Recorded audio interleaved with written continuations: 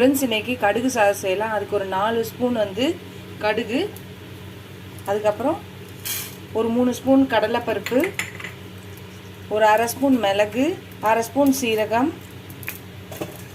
ஒரு 4 காஞ்ச மிளகாய், கொஞ்சம் கருவேப்பிலை.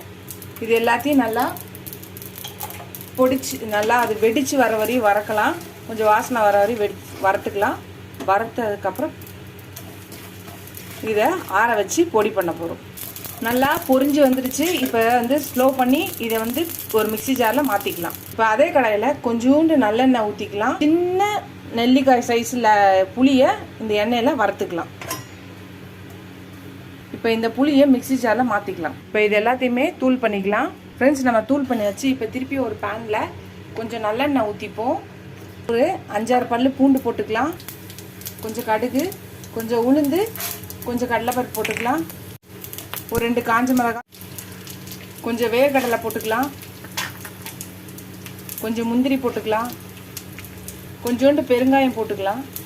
கொஞ்சோண்டு மஞ்சள்தூள் போட்டுக்கலாம் 1/4 ஸ்பூன். கொஞ்சோண்டு கருவேப்பிலை போட்டுக்கலாம். அவ்வளோதான். இதெல்லாம் நாம் கலந்துட்டு அரைச்சி வச்ச கடுகு பொடி ஒரு 2 ஸ்பூன் போட்டுக்கலாம். இப்போ வடித்து வச்ச சாதத்தை போட்டுக்கலாம். எல்லாத்தையும் மிக்ஸ் பண்ணிக்கலாம். அவ்வளோதான் ஃப்ரெண்ட்ஸ், நம்மளோட கடுகு ரைஸ் ரெடி ஆயிடுச்சு. கடுகு சிறுத்தாலும் காரம் குறையாதுன்னு சொல்லுவாங்க.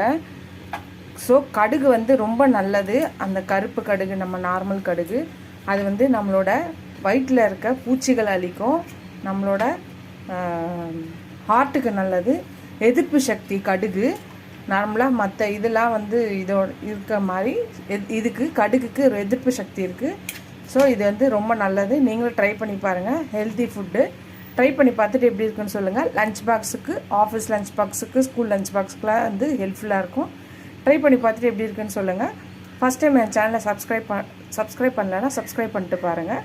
இதோட அடுத்த வீடியோவில் அடுத்த ரெசிபியில் பார்க்கலாம். Tata, bye bye friends.